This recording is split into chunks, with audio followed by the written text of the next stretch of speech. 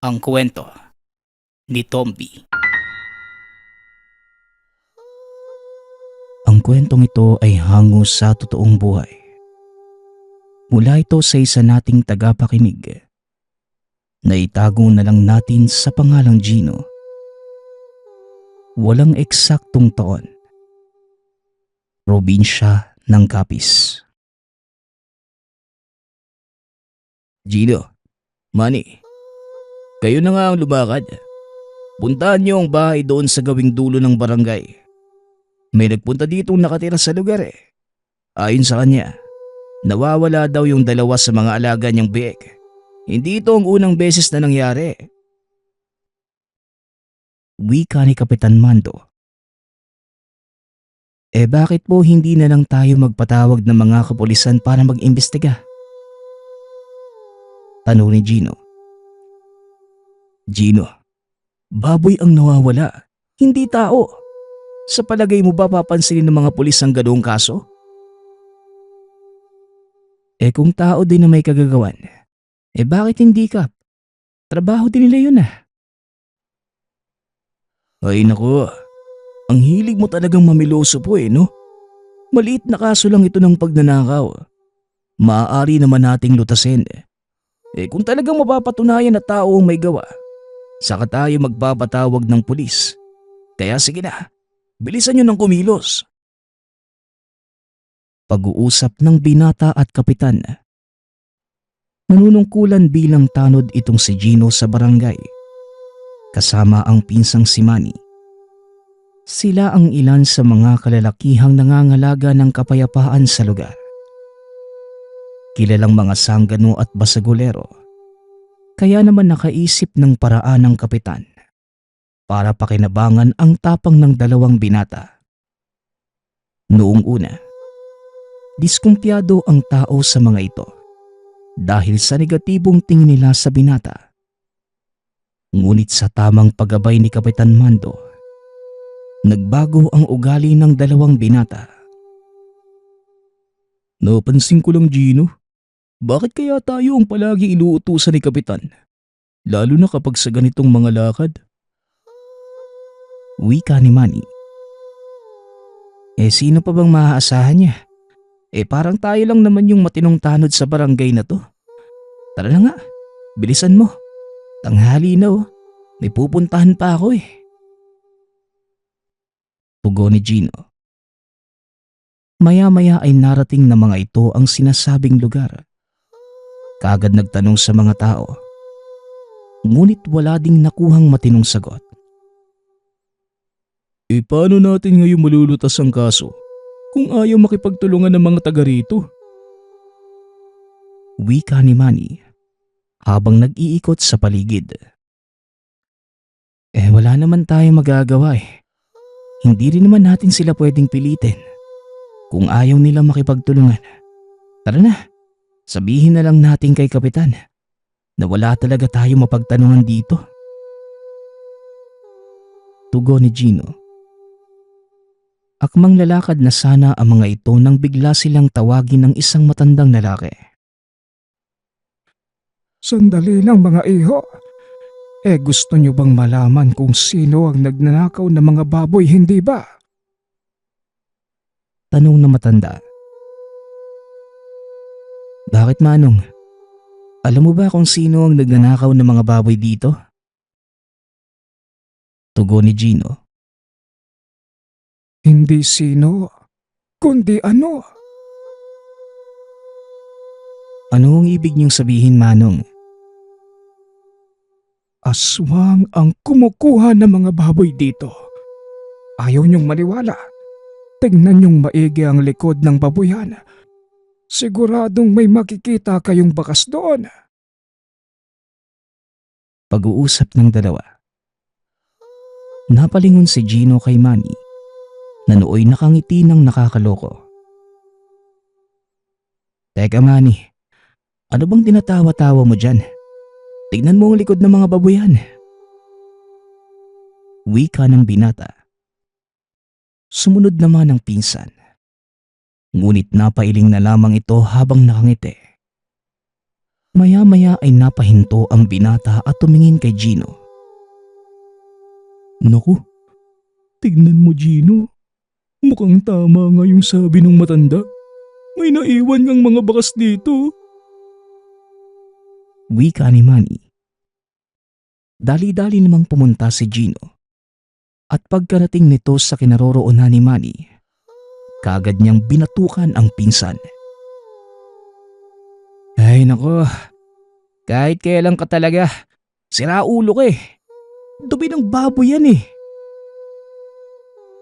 Wika ni Gino. Bakit ka ba nagpapaniwala sa matandang yan? May sira sa utak yan eh. Alam mo Gino, nagsasayang lang tayo ng oras dito.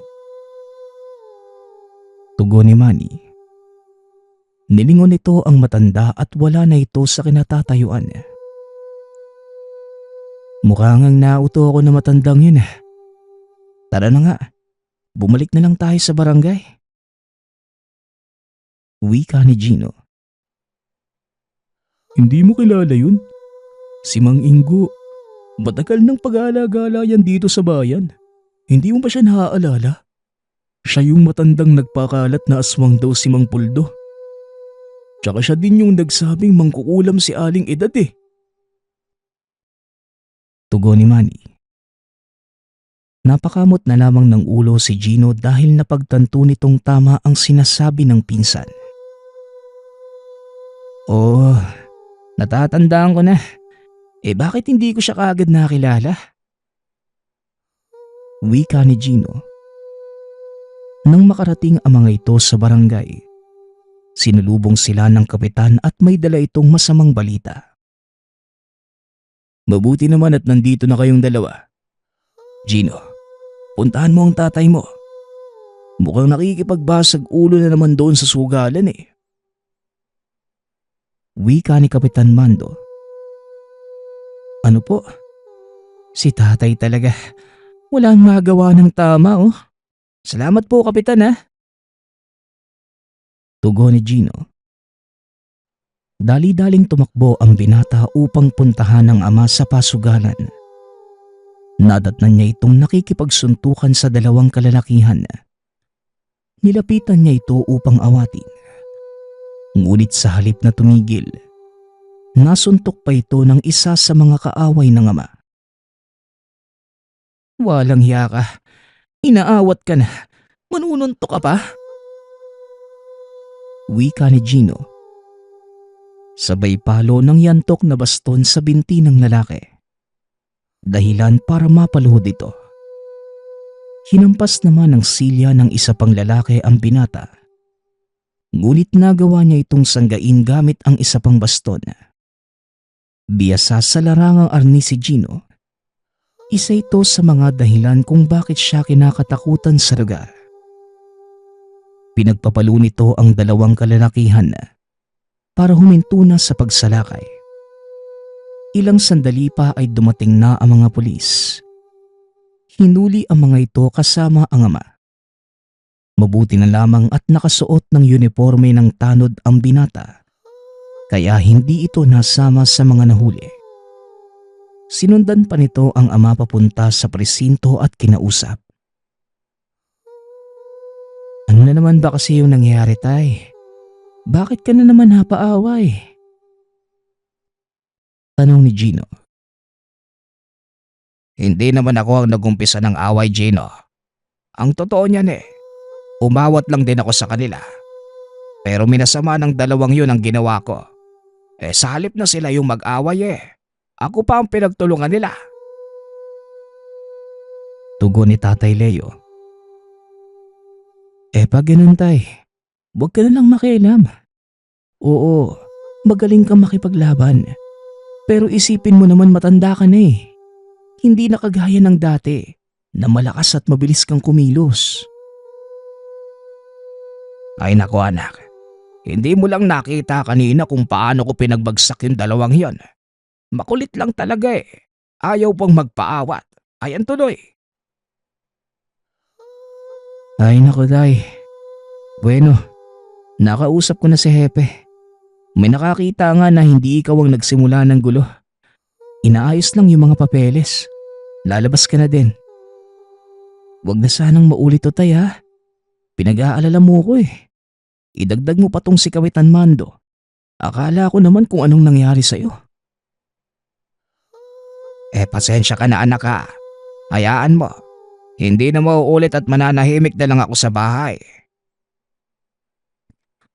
Ayos lang naman na mag-ikot ka sa barangay, tay. Pero iwasan mo na lang yung magugulong lugar, ha? Alam ng mga taong reputasyon natin dito. Kaya hindi malayong may makasalubong ka dyan na halangang kaluluwa. Kagaya ng mga taong naagrabyado mo dati. Oo na, anak. Mananahimik na lang ako sa bahay. O siya, baka naabala ko pa ang trabaho mo, ha? Aantayin ko na lang na palabasin nila ako dito. Sige, tay, ha. Dumaan ka muna sa barangay. Sabay na tayo umuwi. Pag-uusap ng mag-ama. Naunang umalis si Gino dahil kailangan pa nitong mag-ulat sa kapitan tungkol sa naging lakad nila ni Manny. Pagkarating sa barangay, nakita nitong may mga kausap na tao si Kapitan Mando. Napalingon ito sa kanya at kagad itong tinawag. Gino, mabuti at nakabalik ka na. Kamusta na ang tatay mo? Tanong ng kapitan. Maayos naman. Teka, sino po pala sila, kapitan? Tugon ng binata. Mga taga-kabilang barangay. Kagabi, sinalakay din ang isang malaking babuyan doon. Nakita nila yung salarin pero hindi namukaan. Hinabol pa nila ito at dito daw nagpunta sa atin. Wika ni Kapitan Mando. Baboyan din ang sinalakay? Sino kaya sa palagay niyo ang taong yun? Ang lakas naman ng loob niya. Sa totoo lang, yan din ang kasong hinaharap namin ngayon dito Mga pre, yung sa inyo, tinanggay ba yung katawan ng baboy? Tanong ni Gino. Yun nga yung nakapagtataka sa amin. Dahil iniwan niya yung katawan ng mga baboy. Yung atay lang ang kinukuha. Mahigit 5 baboy ang pinatay ng taong yun Tugon ng isa sa mga kalalakihan. Atay lang ang kinukuha. Hindi kaya mabangis na hayop ang sumasalakay? Hindi rin ako sigurado. Dahil lang nakita ko, isang aninong naglalakad sa 2 paa. Mahaba yung mga kamay. Halos lampas sa kanyang tuhod. Sinasabi mo ba na maaaring hindi hayop ang may gawa nito, kundi isang tao? Sino namang matino ang utak na magnanakaw para lang makakain ng atay ng baboy? Ang mura lang naman yan sa merkado Sa palagay ko, hindi rin tao ang may gawa, kundi isang elementong kumakain ng laman. Ay nako, mukhang nagsasayang na tayo ng oras dito, kapitan. Sinasabi mo naman ngayon na aswang ang pumatay sa mga baboy. Anak ng... Ako ba yung pinaglololoko ninyo? Wika ni Gino. Kumalma ka lang, Gino. Naparito lang sila para magtanong. Nagbabahagi na din ng kanilang karanasan. Mabuti nga tumulog sila sa atin Kahit papano, may alam tayo sa maaari nating makaharap. Pag-awat ng kapitan. Naniniwala ka sa kanila, kapitan? Ano ba naman yan? Sa palagay mo ba totoo ang mga aswang? Totoo sila. At sa palagay namin, aswang nga ang sumasalakay. Aswang? Ewan ko lang Pero malalaman din natin yan sa mga susunod na araw. Siya nga pala, kapitan. Wala kaming nakitang bakas o palatandaan ng mga magnanakaw doon sa pinuntahan mo, Kap. Pero nakita namin doon si Mang Ingo. Wika ni Gino. Doon pala naglalagi yung matandang yun. Kaya pala hindi ko na siya nakikitang palakad-lakad dito sa kabisera O siya, sabihin niyo kay Kapitan Nelson Tutulong kami sa paghahanap. Tugon ng kapitan.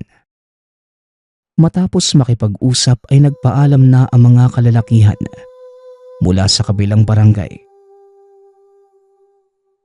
Kap naman, talaga bang naniniwala kayong aswang ang may gawa ng pagkawala ng mga alagang hayop dito? Tanong ni Gino. Aktual na nasaksihan ng mga taong yun ang pangyayari. Isa pa Gino Sa tagal ko sa panunungkulan bilang pinuno ng barangay na ito, marami na din akong naengkwentrong ganitong kaso. Hindi ko man nakikita ng aktual. Pero mga ebidensya na mismo ang nagsasabi. Ang matandang Singgo, alam mo bang bago siya mawala sa pag-iisip, isa yang kilalang manggagamot? Tugon ng kapitan. Manggagamot? Teka, ano namang kinalaman nun sa usapin natin ngayon? Mga aswang ang dahilan kung bakit siya nabaliw. Pinatay ng mga ito ang buong pamilya ni Tandang Ingo bilang paghihigante. Nung kabataan ko, madalas na usap-usapan ang kahusayan ni Tandang Ingo sa larangan ng panggagamot. Marami na din itong napatay na aswang pero hindi nagtagal Nakabangga niya yung isang malakas na angkan. Hindi ako sigurado sa kwentong yan dahil narinig ko lang din naman. Kung ganun, wala din palang pruweba na aswang ang pumatay sa pamilya ni Kaingo. Kapitan, mahirap paniwalaan ng ganyan. Alam mo naman na hindi tayo pwedeng magturo ng tao hanggat wala tayong patunay. Yan nga ang gusto kong gawin mo, Gino. Malaki ang tiwala ko sa inyo ni Manny. Alam kong mahirap ang pinapagawa ko, pero umaasa ako sa inyong dalawa. Kung sakaling totoo man ang kwento ng dalawang tanod ni Kapitan Nelson, nanganganib ang barangay natin. Hindi lang ang mga hayop, kundi pati mga taong nakatira dito. Tugon ni Kapitan Mando. Kinahapunan, hinanap ni Gino ang pinsan. Simula nang maghiwalay ang mga ito matapos ang trabaho, hindi na sila nagkita buong maghapon. Naabutan ni Gino si Manny. Nakikipag-usap sa mga kalalakihan sa isang tindahan. Inakala nitong nagiinom na naman ng pinsan, kaya nilapitan ito para sawayin. Ngunit habang papalapit ang binata, narinig nito ang pinag-uusapan nila. Sigurado ba kayo sa sinasabi niyo? Baka mamaya niyan, kwentong barbero na naman yan Wika ni Manny. Napalingon ito at nang ituro ng isa sa mga kausap si Gino. Nandito ka lang pala. Hinanap na kita kung saan. Ano bang ginagawa mo dito? Tanong ni Gino. Tamang-tama ang dating mo. Ang mga lalaking to, mga sumula sa kabilang barangay. Napadaan sila dahil may hinahanap silang nilalang. Kagaya dito, nauubos na din yung mga alaga nila. May kung anong nilalang ang pumapatay sa mga hayop at ay lang din ang kinukuha. Tugon ni Manny. Totoo ang sinasabi ni Manny. Hindi lang kayo ang may ganitong problema. Mas malala nga sa amin dahil pati mga sanggol nadadamay na. Hindi namin mahuli-huli yung nilalang na yon.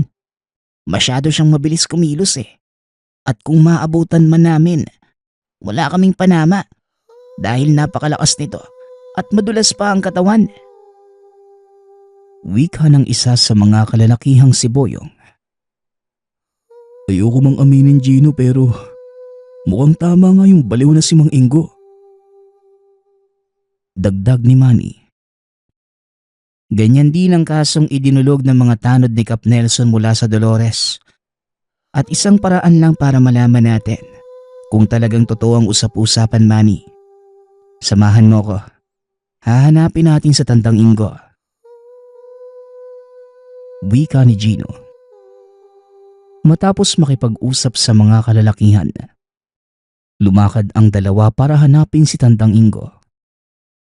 Ngunit inabot na sila ng dilim at hindi nila ito nahagilap. Anak nang, saan naman kaya naglalagi yung matandang yun? Kung kailan naman kailangan mo, tsaka pa wala. Kapag hindi naman, bigla-bigla na lang sumusulpot. Wika ni Manny. Saglit na naupo ang mga ito sa isang tindahan. Gabing dulo na ito ng barangay. Ang kasunod na kalsada ay papunta na sa kabilang baryo ng Dolores. Hindi kaya si Tandang Ingo yung aswang? Tanong ni Gino. Biglang naibuga ni Manny ang iniinom nang marinig ang sinabi ng pinsan. Ano bang sinasabi mo? Si Mang Ingo? Aswang? Malabong mangyari yun, Gino. Kasi kung siya man yung nag-aasik ng lagim dito, di sana noon pa. At isa pa, hindi mambibiktima ang isang aswang ng sarili nitong baryo. Tugon ni Manny. Sabagay, may punto ka. Pero sino kaya yung gumagalang aswang? Muling tanong ni Gino. Siguro, malalaman na lang natin yan sa oras na makasagupa natin. Pero sa ngayon, kailangan na nating umuwi. Madilim na at mukhang tayo na naman ang magruronda. Puro lang sa alak yung iba nating mga kasamahan eh. Wika ni Manny. Umuwi ang magpinsan nang hindi nahanap si Tandang Ingo. Habang naglalakad, sunod-sunod na kahol ng aso ang narinig ng dalawa. Nagmumula ito sa babuyang pinuntahan nila kani-kanina lang. Hindi na ito pinansin pa ng magpinsan dahil alam nilang maraming alagang aso sa lugar na yon. Ngunit naalala ni Gino na hindi pa sila nagagawi doon upang hanapin si Tandang Ingo. Hindi ba doon din natin nakita si Tandang Ingo? Nandito na lang din naman tayo. Bakit hindi natin subukan? Wika ni Gino. Sige na nga, tara puntahan natin. Tugon ni Manny. Dali-daling pinuntahan ng dalawa ang babuyan. Mabuti na lamang at kilala na sila ng nagbabantay, kaya kagad ding pinapasok. Tinanong ng mga ito ang bantay tungkol kay Tandang Ingo at kumpirmado. Naroon nga ang matanda. Ayon pa sa bantay, doon ito natutulog simula nang mangyari ang sunod-sunod na pagkamatay ng mga alagang hayop sa barangay. Pinuntahan ng dalawa ang kubong tinutulugan ni Tandang Ingo. Ngunit walang tao doon. Gawing likod na ito ng babuyan kaya halos hindi naabot ng liwanag mula sa mga nakasinding ilaw. Saan naman kaya nagsuot yung matandang yun? Wika ni Manny. Andito lang siya kanina. Wala pa ngang 5 minuto nang mahatiran ko ng pagkain. Baka gumamit lang ng palikuran. Tugon ng bantay. Antay na lang natin. Baka bumalik din kagad eh. Wika ni Gino. Maya-maya pa, muling nagkahulan ang mga aso. Sa pag-aakalang si Tandang Ingo ang kinakahulan ng mga ito. Lalapitan sana nila ang bantay. Ngunit nang malapit na sa kinaroroonan ng mga aso, may nilalang na biglang humila dito paakyat ng puno. Napatayo si Manny. Akmang tatakbo na sana palayo nang bigla silang nakarinig ng sigaw. Pumasok kayo sa kubo. Bilisan ninyo! Sigaw ng tinig. Nanatiling nakatayo ang dalawa sa labas habang nakatulala sa matanda. Ano ba? Hindi nyo narinig ang sinabi ko. Pumasok kayo sa loob ng kubo. Muling wika ni Mang Ingo. Nahimasmasa ng dalawa at pumasok sa kubo. Sumilip si Gino sa siwang ng pinto. Nakita si Tandang Ingo na nakatayo malapit sa puno kung saan hinila ng kung anong nilalang ang bantay ng babuyan. Maya-maya pa, bumagsak na sa lupa ang bangkay nito. Wasak ang tiyan. Wala na ang mga lamang loob. Ngunit nagagawa pa din itong kumilos. Pilit inuunat ang kamay na tila nanghihingi ng tulong. Ilang sandali pa ang lumipas. Marahang buwaba sa puno ang isang maitim na nilalang. Punong-puno ng balahibo ang katawan. Mahaba ang mga kamay nito at nakakatakot ang itsura, na tila pinaghalong itsura ng baboy at aso. Nanatiling nakatayo ang matanda sa harapan ng nilalang habang hawak-hawak ang tungkod. Sa wakas, nagpakita ka na din sa akin. Ngayon, pagbabayaran mo ang ginawa mo sa pag-ina ko. Wika ni Tandang Ingo. Nanlaki ang mga mata nila Gino dahil sa nakitang nilalang. Ni minsan ay hindi pinangarap ng dalawang binata ang ganitong engkwentro. Mabilis na sumugod ang nilalang kay Tandang Ingo. Napapikit na lamang ng mata ang dalawang binata dahil alam nilang matatamaan ang matanda. Ngunit isang malakas na atungal ang narinig ng dalawa. At nang idilat ang mga mata, nakitang nakabaon na ang tungkod ng matanda sa leeg ng nilalang. Dahan-dahan itong bumagsak sa lupa habang patuloy na bumubulwak ang dugo mula sa sugat nito. Hindi ikaw ang pumatay sa asawa at anak ko. Sabihin mo sa akin, nasaan ang nilalang na yon? Tanong ni Tandang Ingo. At sa huling lakas ng elemento, tinawanan lamang siya nito.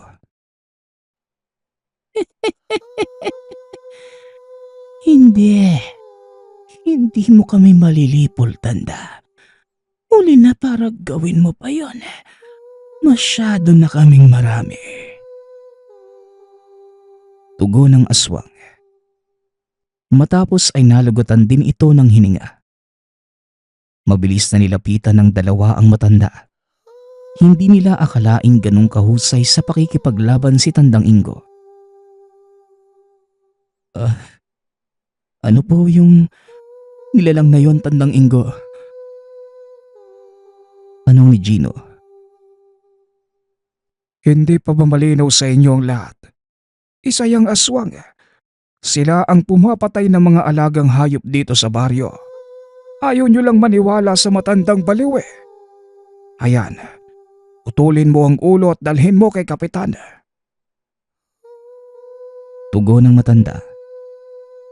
Matapos ay naupo na ito sa atangan ng kubo, sabay lagok ng bote ng alak na nasa sulok. Anong gagawin natin dyan sa aswang na yan, Gino? Tanong ni Manny. Siguro nga, tama ang sinabi ng matanda. Putulin mo ang ulo at dalhin natin kay Kapitan. Pag-uusap ng dalawa. Bilisan nyo na kung puputulin nyo ang ulo. Kailangan ngayon na. Dahil sa oras na magbalik sa pagiging tao ang nilalang na yan, matutunaw din ang ebidensya ninyo. Utos na matanda. Kinuha ni Gino ang itak na nakasandal sa haligi ng kubo. Walang pagdadalawang isip na pinugutan ng ulo ang kalaban. Kumuha ng walang lamang sako si Manny. Isinili doon ang ulo. Hindi na ginalaw ng binata ang dalawang bangkay. Magpapatawag ba tayo ng pulis? Kailangan nila itong may dokumento. Wika ni Manny. Ang mabuti pa, Manny, ikaw ang gumawa nun. Ako na ang pupunta kay Kapitan para ipakita itong ulo ng aswang. Tugo ni Gino. Nang magkasundo sa mga gawain, mabilis nang kumilos ang magpinsan. Nagulat si Kapitan Mando nang makita ang ulo ng aswang na nakasilid sa sako. Makabaging langit, ito pala ang itsura ng aswang. Sino ang nakapatay nito, Gino? Tanong ng Kapitan habang nanginginig sa sobrang takot. Maniwala man kayo sa hindi, si Tandang Ingo po. Siya ang pumatay sa nilalang. Tama nga ang kwento ninyo. Mahusay nga siya sa pakikipaglaban. Tugon ni Gino. Kung ganun, patuloy pa din palang hinahanap na matandang yun ang pumatay sa pamilya niya. Oo, pero may sinabi siya kanina eh. Hindi daw yun yung aswang na pumatay sa mag-iina niya. Tapos narinig ko din yung sinabi ng aswang. Huli na ang lahat para lipunin sila. Dahil sobrang dami na ng bilang nila. Wika ni Gino. Maaring totoo ang sinasabi ng matandang yon. Bueno, antayin na muna natin ang kapulisan. Tugon ni Kapitan Mando. Maya-maya ay dumating na ang kapulisan. Kaya bumalik sa pinangyarihan ang pangkat kasama si Kapitan Mando. Nakita ng mga pulis ang dalawang bangkay. Isa sa paanan ng puno at ang isa naman ay marka na lamang ang naiwan. Ngunit mahahalata pa din na hindi ito normal na katawan ng isang tao. Anong nangyari? Paanong namatay ang dalawang ito? Tanong ng pulis. Lumapit si Kapitan Mando, bitbit ang sako. Sabay pakita ng laman nito. Maniwala man kayo o hindi, ang nilalang na ito ang pumatay sa lalaking nasa paanan ng puno. At ang matandang yun naman, siya ang pumatay sa nilalang na ito. Tugon ni Kapitan Mando. Nanlaki ang mga mata ng pulis. Lalo pa nang mapagtantong hindi ulo ng tao ang laman ng sako. Sinasabi niyo bang ang nilalang na ito ay isang aswang? Tanong ng pulis. Yan ang pagkakaalam ko, Kabo. Base sa mga nakikita ko ngayon, walang duda, isa nga itong aswang. Wala naman ang ibang paliwanag para dito, hindi ba? Tugon ni Kapitan Mando. Napakamot na lang ng ulo ang pulis. Hindi makapaniwala sa nakikita.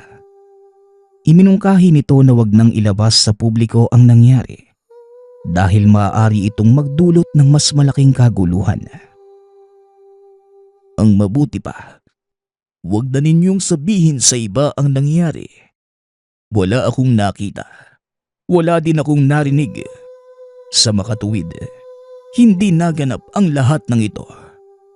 Kapitan, gawan mo ng paraan para mailibing ang bangkay. Siguruhing walang may iwang bakas. Wika ng pulis. Sinunod naman ni Kapitan Mando ang utos nito. Pinalabas na lamang na isang mabangis na hayop ang pumatay sa bantay. Kinabukasan, muling kinausap ni Gino at Manny si Tandang Ingo. Manong, narinig ko na po ang kwento ng buhay ninyo. At alam kong hanggang ngayon, tinutugis niyo pa din po yung mga aswang na pumatay sa asawa at anak mo. Gusto naming tumulong dahil kung hindi kami gagawa ng paraan, lalo lang malalagay sa panganib ang baryo natin. Wika ni Gino. Mabuti naman kung ganon. Kakailanganin ko din ng mga matatapang at buo ang loob na humarap sa mga aswang. Huwag kayong mag-aalala dahil tuturuan ko kayo ng mga pamamaraan kung papanong patayin ng mga aswang at hindi kayo tatabla ng mga tigalpong taglay nila.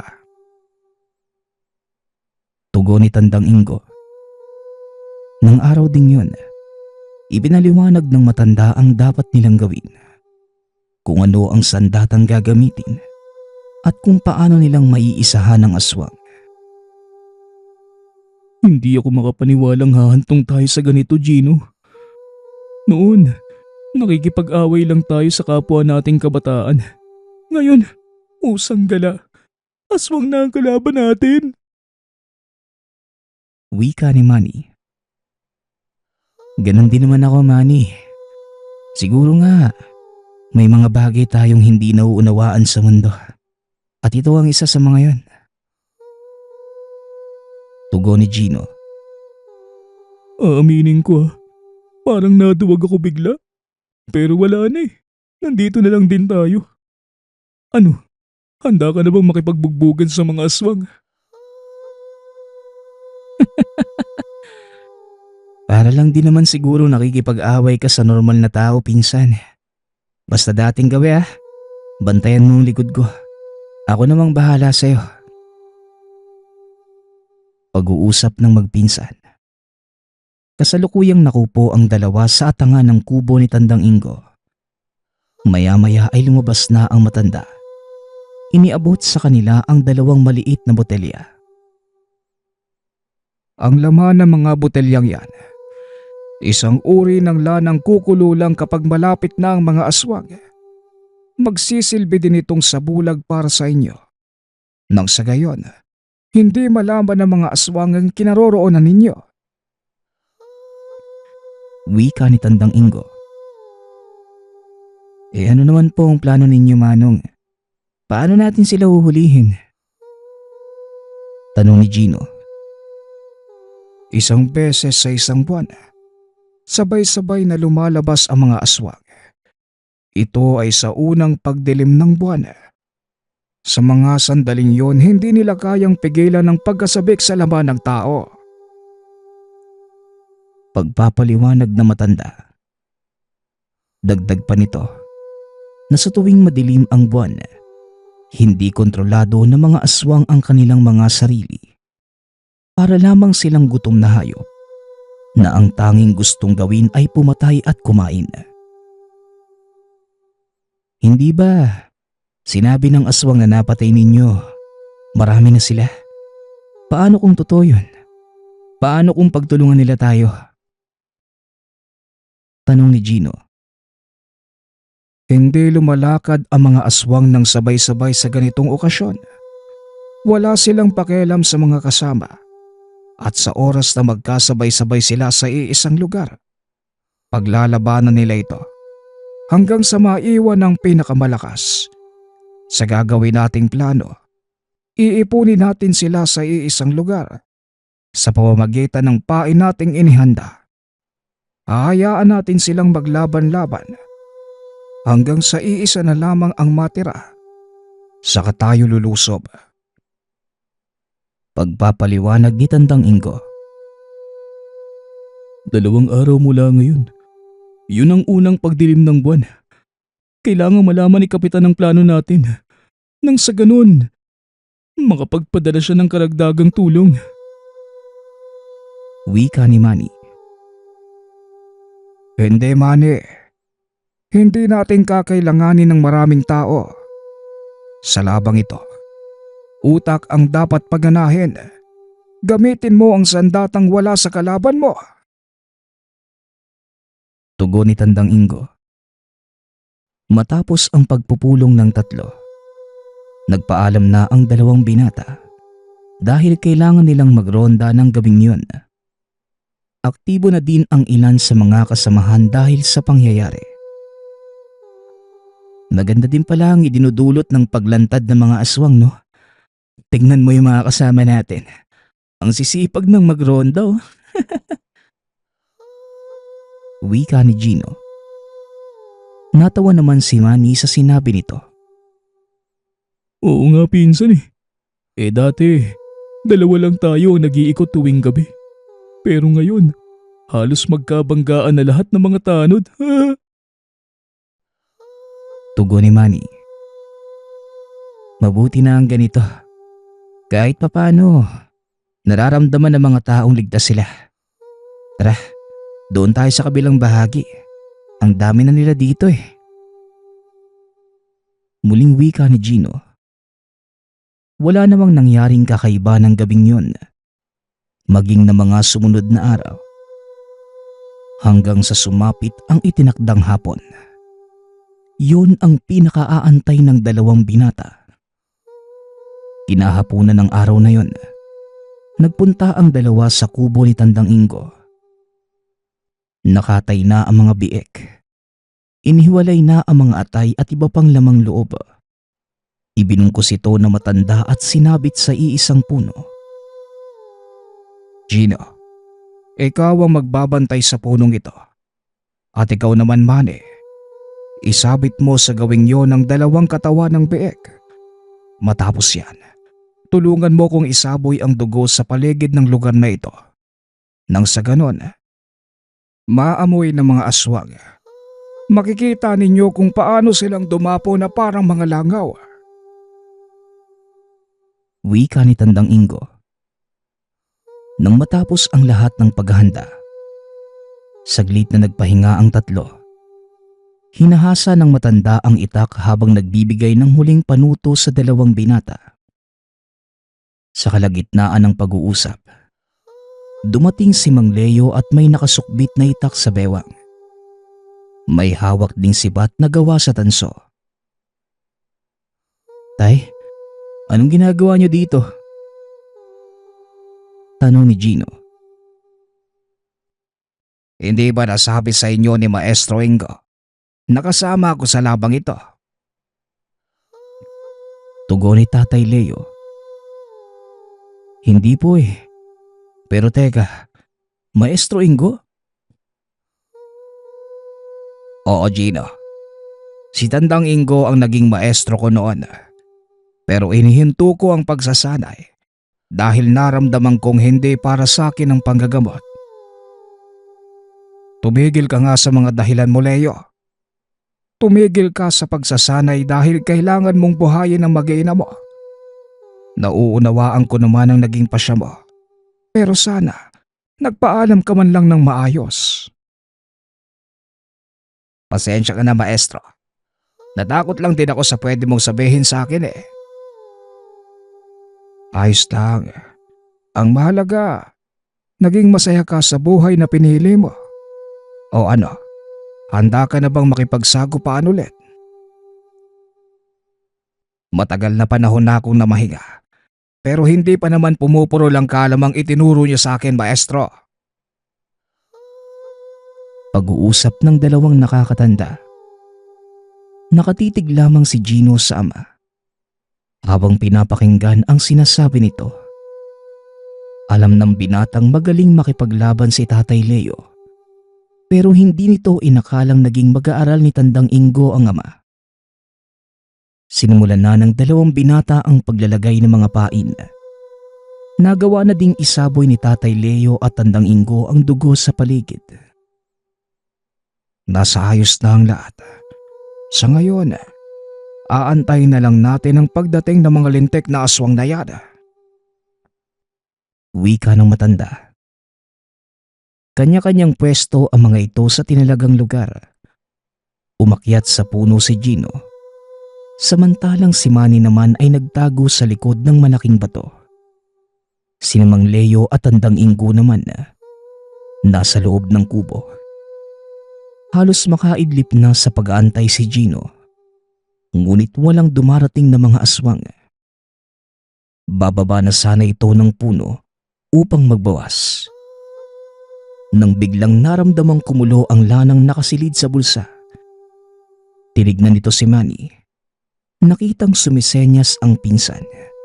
Nakaturo ito sa gawing likod ng kubo. Nilingon ng binata ang direksyong itinuturo ng pinsan. Nakita ang dalawang nilalang na papalapit.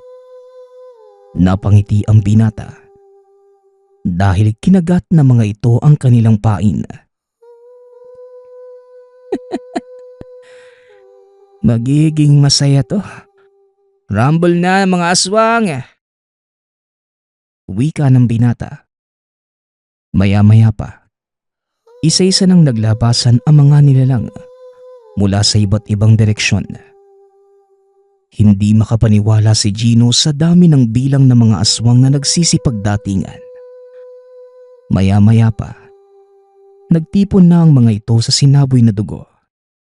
Inaamoy-amoy ang paligid, hanggang sa mapansin nila ang nakasabit na karning baboy sa direksyon ni Manny. Sinenyasan ni Gino ang pinsan na umalis na sa lugar dahil nag-uunahan na ang mga nilalang sa pagkuha ng pain. Dali-daling tumakbo palayo si Manny. Hindi na ito napansin ng mga aswang dahil abala sila sa pagkain. Nag-aaway-away na parang mga aso. Laking gulat ni Gino dahil kinakain ng kapwa nila aswang ang mga namamatay na kasamahan. Nang maubos na ang pain, muling naganap ang mga ito sa paligid. Hanggang sa matunto naman nila ang atay ng baboy. Nasa puno kung nasa naroon ang binata. Kanya-kanyang takbo ang mga ito. Hinablot ang nakasabit na atay. Lingid sa kaalaman ng mga nilalang na may malalaking kawil na nakabaon sa mga ito. Dahil sa dami ng mga aswang, nag-aagawan ang mga ito sa nakasabit na pain. Patuloy sa pag-aaway ang mga nilalang. Marami na sa kanila ang nalagas. Hanggang sa tila 4 na lamang ang natitira.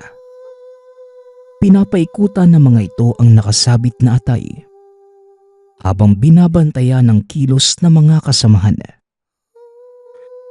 Biglang sinunggaba ng isang aswang ang pain. Dinamba naman ito ng isa pa. Nagpatayan ang 4 na natitira hanggang sa isa na lamang ang naiwan. Sarap na sarap ang nilalang sa pagkain. Hindi na nito napansin ang mga nakabaong kawil. Isa-isa na pala niyang nalulunok ang mga ito. At nang malapit nang maubos, biglang lumabas si Tatay Leo at hinila ang pising nakasabit sa mga kawil. Huli ka ngayon. Akala mo siguro makakaligtas ka pa, ha? Wika ni Tatay Leo. Nagpumiglas ang aswang, ngunit hindi nito magawang makalis sa kinaroroonan dahil sa kawil na bumaon na sa lalamunan. Huwag mo nang subukan. Hindi ka na makakaalis dyan. Yan ang bunga ng katakawan mo. Lunukin mo ba naman yung isa? 2, 3, 4 na kawil. Tignan natin kung anong gagawin mo. Wika ni Tandang Ingo. Habang hinihila ang mga pising nakakonekta sa kawil na nasa loob na ng sikmura ng aswang. Buwaba na sa puno si Gino. Nilapitan ang 2 matanda at ganon din si Manny. Lumabas na ito sa pinagtataguan.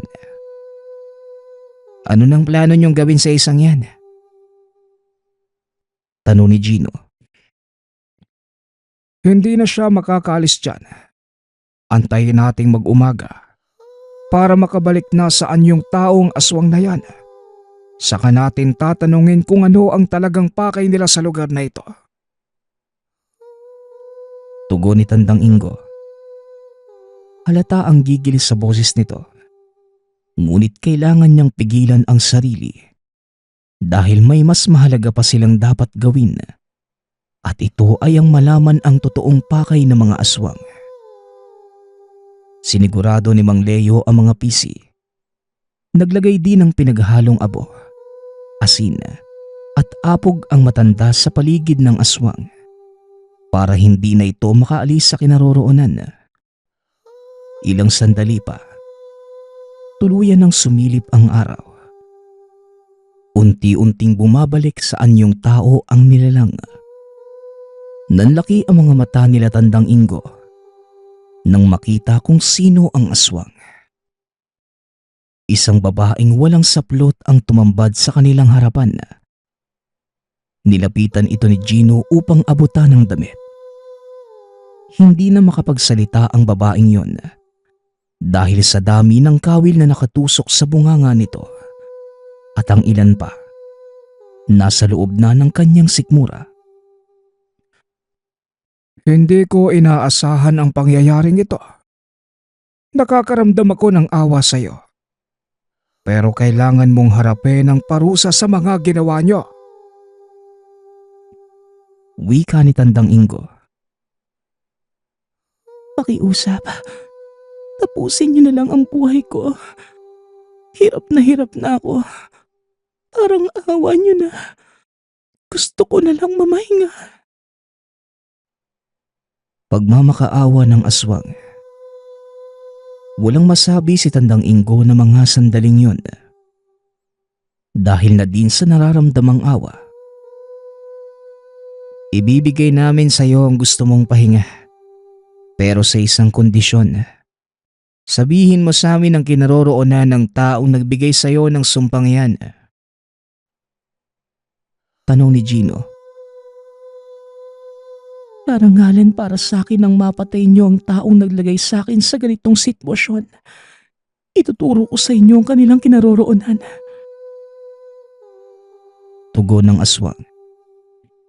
Itinuro ng aswang ang kinaroroonan ng mga kasamahan. Matapos ay muli nitong hiniling kay Gino na patayin na siya. Hindi ko kayang tignan ng isang taong naghihirap. Kaya mamahinga ka na.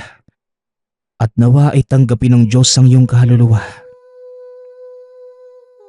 Wika ni Gino.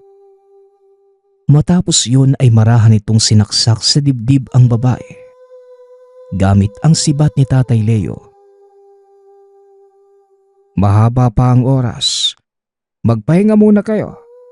Dahil kakailanganin niyo ang lakas sa oras na salakayan natin ang lungga ng mga aswang. Wika ni Tandang Ingo. Hindi ko akalaing sa baryo ni Kapitan Nelson naglalagi ang mga aswang. Sa palagay ko, wala ding kaalam-alam ang mga tao doon.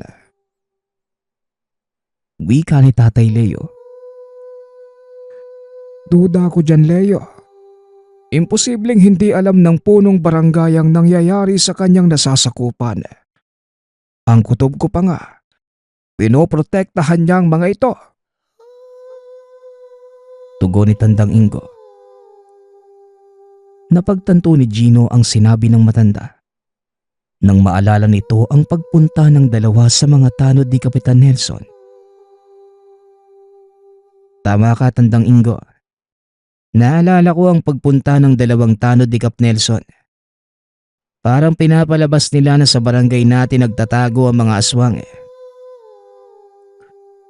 Wika ni Gino. Kagaya ng sinabi ko, mahaba pa ang oras bago magabi. Kaya ipahinga niyo muna ang katawan at isipan ninyo. Kusang darating ang mga kasagutan sa oras na nasa mismong sitwasyon na tayo. Tugon ni Tandang Ingo. Naupo sa sulok ng kubo si Gino. Ipinikit ang mga mata. Pabalik-balik sa isipan nito ang sinabi ng babaeng aswang. Hindi akalain ng binatang may mga nadadamay ng inosenteng tao sa ginagawa ng mga ito. Maging ang pagmamakaawa ng babaeng yun. Patuloy niyang naririnig sa tenga. Ito ang nagpapaulit-ulit sa isipan ni Gino. Hanggang sa tuluyang makaidlip. Nagising ito mga bandang hapon. Saktong naghahanda na ng hapunan si Tatay Leo kasama si Tandang Ingo. Gising na din na mga sandaling yun si Manny na naghahasa naman ng kanyang itak. O Gino, gising ka na pala. Kumain na muna tayo ah. Siguradong mahabang gabi ito. Wika ni Manny. Wala akong ganang kumain, Manny. Sa kabila ng nangyari, parang hindi ko na maaatim na kumain eh. Tugon ni Gino. Normal lang ang pakiramdam na yan, pinsan. Isipin mo na lang na nakatulong ka. Oo, pinatay mo nga yung babaeng yun. Pero kung tutusin, yun naman talaga ang dapat gawin eh. Wala na siyang pag-asang mabuhay, Gino. Ibinigay mo lang sa kanya yung nararapat na pahinga. Pag-uusap ng dalawa. Maya-maya ay tinawag ni Tandang Ingo ang mga ito. Pagkalabas nila ng tahanan, nakita ni Gino ang malaking inahing baboy na nakahandusay sa lupa. Ano pong balak niyong gawin sa isang yan, Manong? Tanong ng binata. Kagaya ng ginawa natin sa mga kalahi nila. Papainan natin ng masarap na pagkain ng natitirang mga aswang. Hindi natin pwedeng pasukin ng basta-basta ang lungga ng mga yon. Kailangan ng iba yung pag-iingat dahil hindi natin alam kung gaano pa sila karami. Isa pa lipas na ang pagdilim ng buwan. Kaya siguradong nasa wisyo na ang mga aswang. Pagpapaliwanag ni Tandang Ingo. Mukhang mapapalaban talaga tayo ng husto. Wika ni Gino habang nakatitig sa malayo. Oo, iho. Mapapalaban tayo. Pero kagaya ng nauna, utak ang gagamitin natin, Gino. Magtiwala ka sa akin. Alam ko ang mga dapat gawin. Tugon ng matanda. Pinagpuputol nito ang katawan ng inahing baboy. At kagaya sa nauna, ibinukod nito ang atay. Nakahanda na kami, maestro. Ano ang susunod nating gagawin? Tanong ni Tatay Leo. Ano pa nga ba? Susugod na tayo. Tugon ni Tandang Ingo. Matapos ibigay ang hudyat, kanya-kanyang tayo na sina Gino at Manny. Kagaya na napag-usapan. Alam ko, bantayan mo ang likod ko. Akong bahala sa'yo. Pag-uusap ng dalawang binata. Habang papalapit sila sa lungga ng mga aswang, unti-unting nararamdaman ni Tandang Ingo ang pagkulo ng lana. Nakarinig na din sila ng mga kaluskos sa paligid. Pasan-pasan ng mga ito ang hiniwang karne ng baboy. Kasama ang pinakamahalagang parte nito para sa mga aswang, ang atay. Nang marating nila ang Barangay Dolores, hinarang sila ni Kapitan Nelson. Hindi ba mga tanod kayo ni Kapitan Mando? Anong ginagawa niyo sa barangay ko? Tanong ng kapitan. May narinig kaming balita na dito daw naglulunggay ang mga aswang. Gusto lang sana naming malaman kung totoo. Tugon ni Gino. Tumawa ng malakas ang kapitan. Sumenyas ito at naglabasan ang mga tanod. Pinaparatangan mo ba ako, bata? Sa tingin mo ba kinakanlong namin ang mga aswang sa barangay na ito?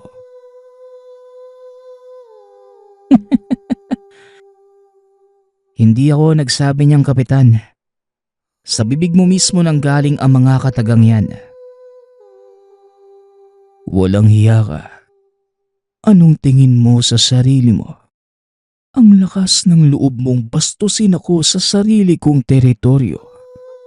Baka naman gusto niyong hindi na makalabas pa ng buhay dito. Alam mo, Kap, hindi naman sinasabi yan. Saka bakit parang galit na galit ka? Totoo ba ang sinasabi ko? Ikaw nga ba ang nagkakanlong sa mga aswang dito? Pag-uusap ng dalawa. Inawat na ito ni Tandang Ingo dahil alam niyang wala din silang mapapala sa matandang yun. Tama na yan, Gino. Wala ka ding makukuha sa kanya. Dahil kahit anong piga ang gawin mo, hindi aamin ng isang yan. Hayaan mo na lang na ang ebidensya ang magsalita. Wika ni Tandang Ingo, sabay hagis ng kapirasong laman ng baboy. Laking gulat ng lahat dahil bigla ang naglabasan sa kabahayan ang mga aswang. Hindi ka lang pala nagkakanlong, no? Kundi ang mismo mga kababaryo mo, mga aswang. Wika ni Gino. Napagtanto ng mga itong pumasok sila sa isang baryo na ang naninirahan ay mga aswang. Naloko na. Ano nang gagawin natin? Paano natin matatalo ang mga to? Tanong ni Manny. Magtiwala ka lang kay Tandang Ingo. May pinaplano ang matandang yan. Pag-uusap ng dalawang binata. Naglakad si Tandang Ingo papunta sa mga aswang. Bit-bit ang sakong naglalaman ng atay ng baboy. At nang buksan niya ito, nagsipag-angil ang mga aswang sa paligid na tila takam na takam.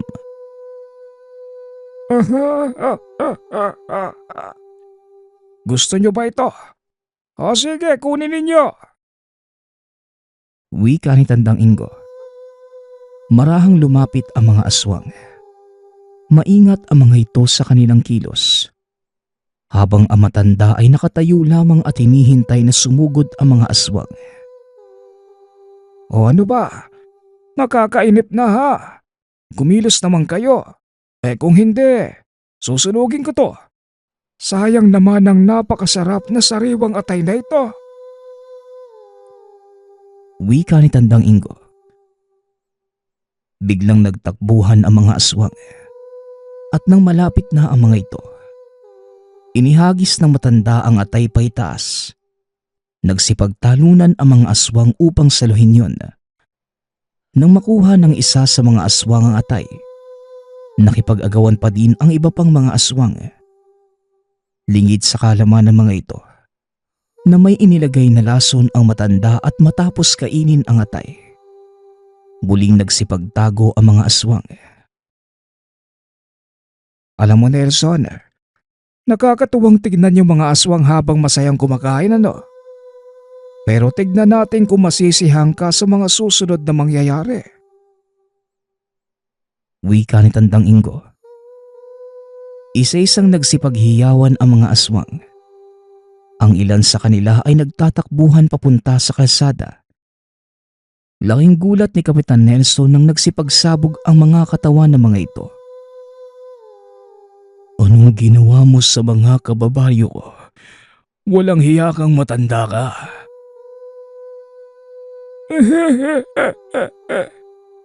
Wala naman akong ginawa sa kanila. Nilagyan ko lang ng pinulbos na buto ng usang atay.